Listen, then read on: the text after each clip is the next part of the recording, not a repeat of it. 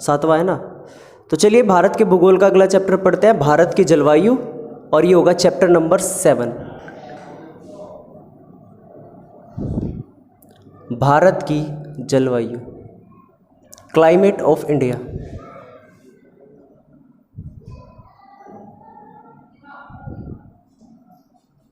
Climate of India.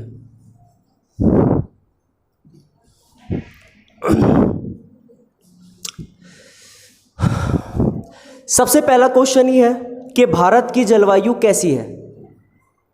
आपको option मिलेंगे, उष्ण कटिबंधीय है, शीतोष्ण कटिबंधीय है, उपोष्ण कटिबंधीय है, शीत कटिबंधीय है। तो आपको जवाब देना पड़ेगा कि भारत की जलवायु है कैसी। सबसे पहले हम लिख लेते हैं कि भारत की जलवायु कैसी है। हाँ वो भी लिखवा दूंगा अभी की, जो कहे वो भी लिखवा देता हूँ ना इंग्लिश पे भी। तो आप सिंपल सा पॉइंट क्या है कि भारत की जलवायु कैसी है, सिंपल। तो सबसे पहले ये पॉइंट लिख लेते हैं कि भारत की जलवायु कैसी है, उसके बाद समझते हैं कि ऐसी क्यों है, ठीक है। तो आप इसमें सबसे पहले लिखोगे कि भारत की जो जलवायु है, पहला पॉइंट में आप लिखोगे, ये यहीं पर ही लिख लो, उष्ण कटिबंधीय मानसूनी जलवायु। उष्ण कटिबंधीय मानसूनी जलवायु, इसको आप कह सकते हो ट्रॉपिकल।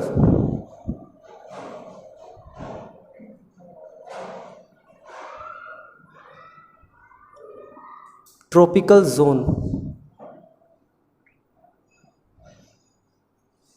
Monsoon climate. कैसी जलवायु है? उष्ण कटिबंधीय मॉनसूनी जलवायु। अब दोनों पॉइंट समझते हैं कि उष्ण कटिबंध क्या होता है और मॉनसूनी जलवायु क्या होती है। इन दोनों टर्म्स को सबसे पहले क्या करते हैं, समझते हैं। देखो भाई, अगर मैं सिंपल सी बात आपको बताऊं, सबसे पहले क्या समझते हैं, उष्ण कटिबंधीय क्यों है, ठीक है। तो इसको समझना जरा। मान के चलो ये हमारी पृथ्वी है और हमारी पृथ्वी की ये बिल्कुल 0 डिग्री लाइन है।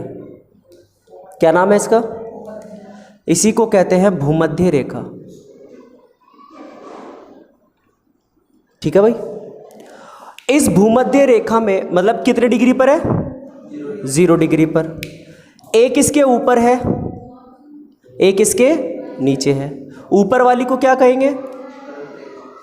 23.5 डिग्री नॉर्थ और एक होगी 23.5 डिग्री साउथ। ऊपर वाले को कहेंगे कर्क रेखा और नीचे वाली को कहेंगे मकर रेखा, ठीक है भाई। अब देखो होगा क्या, आप सभी को ये पता होगा या नहीं पता तो आप समझ लो कि कर्क रेखा और मकर रेखा दोनों के बीच का जो एरिया होता है, इस एरिया को क्या कहते हैं? उष्ण कटिबंधीय क्षेत्र। क्या कहते हैं इसको? उष्ण कटिबंधीय क्षेत्र, ट्रॉपिकल जोन बेसिकली इसको बोला जाता है। क्यों बोला जाता है? तो ध्यान से सुनो। देखो वैसे तो मूव ऑब्वियसली क्या करती है? अर्थ करती है। सूर्य के चारों ओर चक्कर कौन काटती है? पृथ्वी। लेकिन मैं यहाँ सूर्य को मूव कर रहा हूँ, तो आप ऐसे समझना सूर्य मूव नहीं हो रहा है, बल्कि क्या मूव हो रही है? पृथ्वी। भाई ये सूर्य है, इसके चारों ओर क्या चक्कर लगा रही है? पृथ्वी चक्कर लगा रही है, ठीक है। तो हर कंडीशन पर क्या हो जाएगा? सूर्य की सीधी किरणें अलग पड़ेंगी। कैसे पड़ेंगे वो देखो। मान के चलो सूर्य की सीधी किरणें किस पर पड़ रही है? ये सूर्य हो गया, इसकी सीधी किरणें किस पर पड़ रही है? भूमध्य रेखा पर। कब पड़ती है? 21 मार्च। 21 मार्च और 23 सितंबर, ये दो डेट ऐसी है जिस दिन भूमध्य रेखा पर सूर्य की किरणें क्या पड़ती है? सीधी पड़ती है। अब जब सूर्य की किरणें भूमध्य रेखा पर सीधी पड़ती है तो दिन और रात क्या होते हैं? बराबर होते हैं। समझ में आया? फॉर एग्जाम्पल, जब आप 23 सितंबर पर पहुंचोगे, जब डेट आएगी 23 सितंबर, तो इस दिन दिन क्या होने लगते हैं? छोटे होने शुरू हो जाते हैं, क्योंकि ठंड आनी शुरू हो जाती है। तो ये जो डेट है, इस दिन ये वो समय है जिस दिन दिन और रात के घंटे जो होते हैं वो क्या होते हैं? बराबर होते हैं, सेम होते हैं। फिर दिन क्या होने लगते हैं? छोटे होने लगते हैं। बात करें 21 मार्च की, 21 मार्च वो डेट है जिस दिन क्या होते हैं, दिन और रात फिर से बराबर होते हैं, और इस 21 मार्च के बाद दिन बड़े होने शुरू हो जाते हैं। समझ में आया? यानी कि भारत के अंदर गर्मी आनी शुरू हो जाती है। उसके बाद ये कहाँ पहुँचती है, सूर्य मान के चलो कहाँ गया, अब सूर्य की किरणें सीधी किस पर पड़ रही हैं, कर्क रेखा पर, ठीक है, और फिर यहाँ से मूव करता है कहाँ, मकर रेखा पर, इस तरीके से। तो कहने का मतलब ये जो मूवमेंट हो रहा है ना, ये पृथ्वी का नहीं हो रहा है, सूर्य का नहीं हो रहा है, बल्कि किसका हो रहा है, पृथ्वी का हो रहा है। तो ये एक समझाने के लिए चीज़ें मैं बता रहा हूँ। जब मैं आपको ऋतु परिवर्तन पढ़ाऊंगा ना इसके बाद ही थोड़ा सा और, तब आपको ये चीज़ समझ में आ जाएगी किस तरीके से मूव कर रही है। क्लियर है पॉइंट या नहीं? तो यहाँ पर समझने वाली बात, ये मैं क्यों समझा रहा हूँ, ये मैं इसलिए समझा रहा हूँ कि सूर्य कर्क रेखा से ऊपर नहीं जाता है,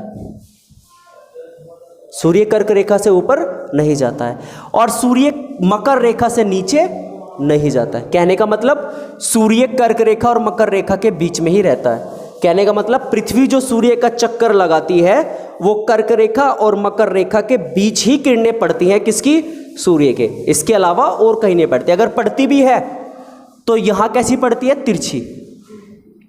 कैसी पड़ती है, तिरछी। तो यहाँ पर होता है, ये नॉर्थ पोल है, यहाँ पर 6 महीने क्या हो जाता है, दिन, जिस दिन तिरछी पड़ती है। लेकिन जब यहाँ पर होता है ये, तो यहाँ पर तो किरणें पड़ने से रही, तो 6 महीने यहाँ होती है रात, 6 महीने क्या होती है, रात। ध्रुवों पर 6 महीने दिन और 6 महीने रात। समझ में आई बात या नहीं? तो यहाँ पर क्या समझाना चाहता हूँ मैं, कि सूर्य की जो सीधी किरणें पड़ रही हैं वो कर्क रेखा और भूमध्य रेखा के बीच में पड़ रही है। तो सबसे ज़्यादा गर्म इलाका कौन सा होगा, यही तो होगा, बीच वाला। इस गर्म इलाके को ही क्या बोला जाएगा, उष्ण कटिबंधीय क्षेत्र। उष्ण का मतलब ही क्या होता है, गर्म।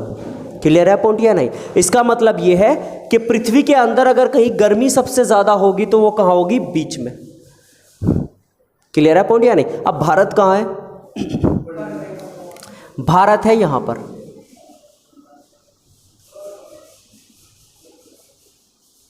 मान लो ये है हमारा भारत यहां पर, ठीक है भाई। अगर आप इसको ध्यान से देखो तो भारत का आधा भाग तो कर्क रेखा के ऊपर है और आधा भाग कर्क रेखा के नीचे है। जो नीचे वाला भाग है ये किस में आ रहा है, उष्ण कटिबंधीय में, और जो ऊपर वाला भाग है ये इसको इस भाग को कहते हैं शीतोष्ण कटिबंधीय क्षेत्र। हाँ, शीतोष्ण कटिबंधीय क्षेत्र। बताओ जी, बात समझ में आई या नहीं? तो पॉइंट ये है कि सर आधा भाग आ रहा है कर्क रेखा और मकर रेखा के बीच, यानी कि गर्मी वाले इलाके के बीच, और उत्तर वाला भाग आ रहा है शीतोष्ण के बीच। तो फिर जलवायु उष्ण कटिबंधीय क्यों ली, शीतोष्ण क्यों नहीं ली? बन सकता है, नहीं बन सकता है? सीधा सीधा पॉइंट कि सर आपने ये हमारा आधा ही तो भाग, दक्षिण भाग ही तो है उष्ण में, उत्तर तो भाग किस में है, शीतोष्ण में है। तो फिर उष्ण क्यों ली, शीतोष्ण क्यों नहीं ली? भाई कॉन्सेप्ट समझना जरूरी है। तो ये भी पॉइंट तो बन सकता है कि शीतोष्ण क्यों नहीं है। अब इसको ध्यान से सुनो, मान के चलो ये हमारा भारत है, और ये बात मैंने आपको पहले भी बताई थी, अगर अब आ गई समझ में तो ठीक है।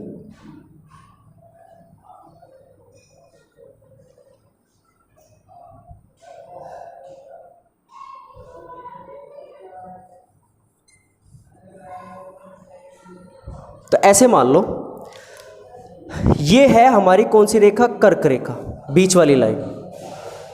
ये कौन सी रेखा है, कर्क रेखा।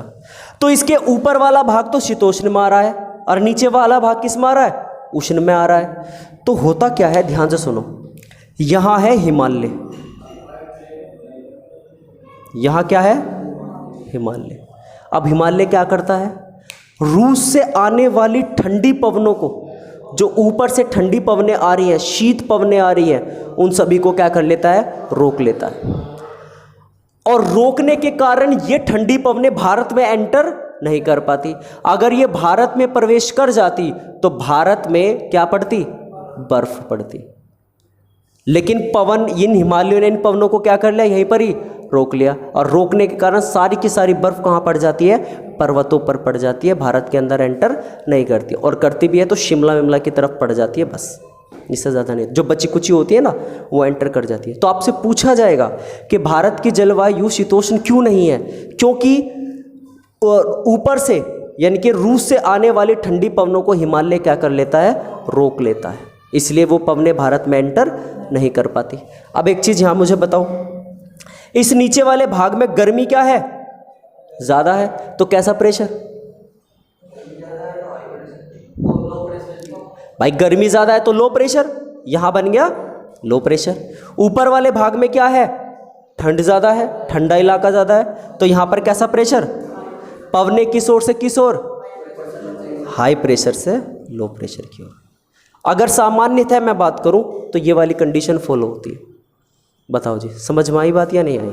कई सारे मॉनसून है जो इन पवनों में चेंजेस आएंगे, वो चेंजेस कैसे होंगे वो हम आगे जानेंगे। इसी कारण हाई प्रेशर और लो प्रेशर के पवनें चले हैं, इसलिए केरल की ओर ज़्यादा वर्षा होती है। अब वो नीचे से आती है, केरल वाली जो पवनें आती हैं, जो केरल में बारिश होती है सबसे ज़्यादा, वो नीचे से आती है, दक्षिण पश्चिम मानसून होता है। वो कैसे होगा वो भी समझ में आ जाएगा। अभी तो मैंने नॉर्मल सी कंडीशन बताई कि भाई भारत जो है इसका आधा भाग कहाँ है, उष्ण में, ऊपर वाला भाग कहाँ है, शीतोष्ण में। तो पवनें जो है वो नॉर्मली कैसे चलनी चाहिए, उत्तर से दक्षिण की ओर, उत्तर पूर्व से दक्षिण पश्चिम की ओर। डायरेक्शन निकालना सिखा दिया था, कर रहा है मदद, हेल्प करेगा नहीं करेगा, तो इस तरीके से डायरेक्शन पता चल जाएगी। इतनी पॉइंट या इतना पॉइंट समझ में आया नहीं आया, पक्का इतना ये डायग्राम से बना लो और नोट कर लो इसको, या फिर आप सीधे सीधे ऐसे लिख लेना कि उष्ण कटिबंध के अंदर जो उत्तर भारत है वो किसके अंदर आता है भाई, शीतोष्ण कटिबंध के अंदर, और जो दक्षिण भारत है ये किसके अंदर आता है, तो आंसर होगा उष्ण कटिबंध के अंदर। अगर मैं शीतोष्ण की बात करूं तो टेम्परेचर क्या होगा, कम होगा, और टेम्परेचर कम होगा तो दबाव क्या होगा, ज़्यादा होगा, तो कैसा प्रेशर बनेगा, हाई प्रेशर। और उष्ण कटिबंध की बात करूं तो टेम्परेचर कैसा होगा, ज़्यादा, तो दाब क्या होगा, कम, तो कैसा प्रेशर होगा, लो प्रेशर। तो पवनों की दिशा हाई प्रेशर से लो प्रेशर की ओर। उष्ण कटिबंधीय क्यों है वो भी लिख लो, ये उष्ण कटिबंधीय ही क्यों है, क्योंकि भारत के उत्तर से आने वाली, भारत के उत्तर से या फिर रूस से आने वाली, रूस से आने वाली शीत पवनों को हिमालय रोक लेता है, हिमालय रोक लेता है, जिस कारण वो भाग ज़्यादा ठंडा नहीं हो पाता।